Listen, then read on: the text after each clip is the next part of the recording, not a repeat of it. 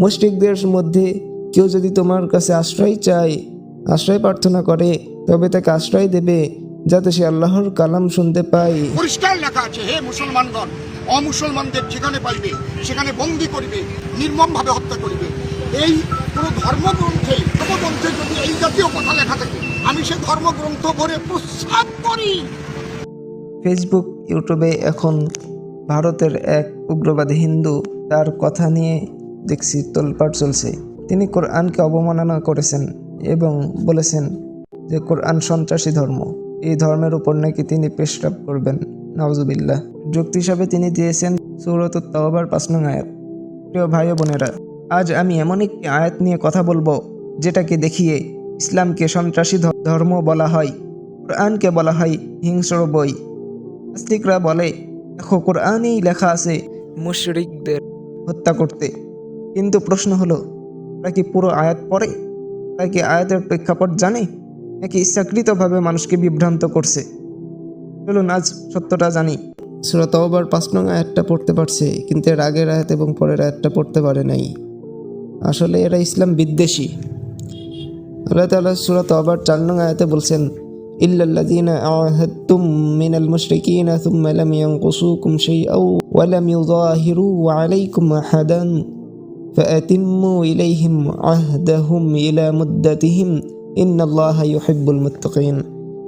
তবে হে মুসলিমগণ, যে মুশরিকদের সাথে তোমরা চুক্তি সম্পূর্ণ করেছো ও পরে তারা তোমাদের চুক্তি রক্ষায় কোনো ত্রুটিও করেনি এবং তোমাদের বিরুদ্ধে কাউকে সহযোগিতাও করেনি, তাদের সঙ্গে কৃত চুক্তির মেয়াদ পূর্ণ করবে। নিশ্চয়ই আল্লাহ সাবধানতা অবলম্বনকারীদের পছন্দ করেন। এরপরেই বলেছেন, ফাইদাং সালাখাল আশহুরুল হুরুম ফাকতুলুল মুশরিকিনা হাইসু ওয়াজাদতুমুহুম ওয়াখুযুহুম ওয়াহশুরুহুম ওয়াকউদু লাহুম কুল্লা মারসাদ ফাইন তাবু ওয়া আকামুস সালাহ ওয়া আতুজ যাকাহ ফাখাল্লু সাবিলাহুম ইন্নাল্লাহা গফুরুর রহিম।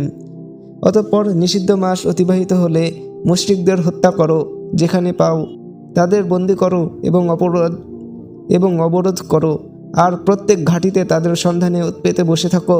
কিন্তু যদি তারা তওবা করে, নামাজ কায়েম করে, যাকাত আদায় করে, তবে তাদের পথ ছেড়ে দাও। নিশ্চয়ই আল্লাহ অতি ক্ষমাশীল, পরম দয়ালু। এখানে একটা প্রশ্ন করি, এটা কি সব অমুসলিমের বিরুদ্ধে নাকি বিশেষ কিছু লোকের বিরুদ্ধে? ঐতিহাসিক প্রেক্ষাপট সম্পর্কে একটু জানি। এই আয়াত নাজিল হয়েছে সাধারণ অমুসলিমদের জন্য নয়, নিরীহ মানুষের জন্যও নয়, বরং যারা মুসলমানদের সাথে চুক্তি করেছিল, তারপর সেই চুক্তি ভেঙে আক্রমণ করেছিল, মুসলমানদের হত্যা করেছিল, মক্কা থেকে উৎখাত করেছিল, এই জন্য এই আয়াতটা নাজিল হয়েছে। আর আজকের ভাষায় বা বর্তমানে এই আয়াতের তাৎপর্য হলো, বা এই আয়াত তখন প্রযোজ্য হবে যখন কোনো মুসলিমদের সঙ্গে কাফেররা চুক্তি ভঙ্গ করে কাফেররা মুসলিম রাষ্ট্রে আক্রমণ করবে, তখন মুসলিমদের ক্ষেত্রে এই আয়াত প্রযোজ্য হবে। তখন ওই কাফেরদের হত্যা করা, যুদ্ধাপরাধী ও চুক্তি ভঙ্গকারী শত্রুদের বিরুদ্ধে এই আয়াত তখন প্রযোজ্য হবে। কোনো সভ্য রাষ্ট্র কি আজ চুক্তি ভঙ্গ করে হামলা চালানো শত্রুকে ছেড়ে দেয়? একটা রাষ্ট্র আর একটা রাষ্ট্র দুজনের মধ্যে মিল আছে, চুক্তি আছে একটা। এখন একটা রাষ্ট্র চুক্তি ভঙ্গ করে অপর রাষ্ট্রকে যদি হামলা করে, তাহলে ওই রাষ্ট্র কি সেই চুক্তি ভঙ্গকারী হামলাকারী রাষ্ট্রকে ছেড়ে দেয়? তাহলে কোরআন এই কথাটা বললে সন্ত্রাস হয় কেন?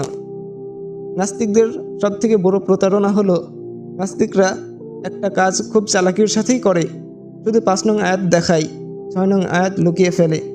আসুন 6 নং আয়াতটা দেখি। 6 নং আয়াতে আল্লাহ তাআলা বলেন, وَإِنْ أَحَدٌ مِّنَ الْمُشْرِكِينَ اسْتَجَارَكَ فَأَجِرْهُ حَتَّى يَسْمَعَ كَلَامَ اللَّهِ ثُمَّ أَبْلِغْهُ مَأْمَنَهُ ذَلِكَ بِأَنَّهُمْ قَوْمٌ لَّا يَعْلَمُونَ।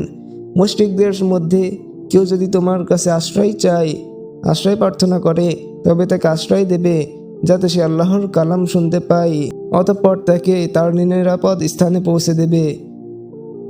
এটি এজন্য যে এরা জ্ঞান রাখে না।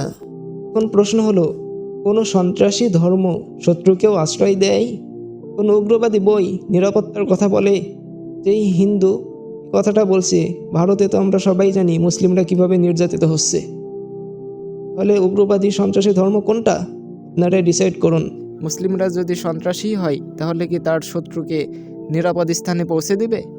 আজকের তথাকথিত সভ্য বিশ্ব ফিলিস্তিন, কাশ্মীর সহ বিভিন্ন দেশে মুসলিম উম্মাহ ওপর নির্যাতন করা হচ্ছে, তো তাদের কেউ সন্ত্রাস বলে না। আর কোরআন যা যুদ্ধেও ন্যায় বিচার শেখায় তাকে বলা হয় সন্ত্রাসী। এটাই কি ন্যায় বা এটাই কি সঠিক কথা? একজন পাগলেও তো এরকম উল্টাপাল্টা কথা বলতে পারে না। আসল সমস্যা আয়াতে নয়, সমস্যা হলো তারা আল্লাহকে মানতে চায় না, তারা আল্লাহর আইনকে ভয় পায়, তারা চায় মানুষকে শাসন করুক। তাই তারা আয়াতকে কেটে কেটে দেখায়, কারণ সত্য যদি পুরোটা বলা হয় মিথ্যা টিকবে না। তাই প্রিয় ভাই বোনেরা, ইসলাম সন্ত্রাস শেখায় না, ইসলাম শেখায় ন্যায়, চুক্তির সম্মান, আত্মরক্ষা এবং ক্ষমা। আপনি যদি সত্য জানতে চান কোরআন নিজে পড়ুন, আর যদি অপপ্রচার বন্ধ করতে চান এই ভিডিওটি সর্বোচ্চ শেয়ার করুন। সত্যের পক্ষে দাঁড়ান, মিথ্যাকে একা থাকতে দেবেন না। আল্লাহ তাআলা বলেন, তোমরা যদি সত্যের পক্ষে দাঁড়াও আল্লাহ তোমাদের সাহায্য করবেন।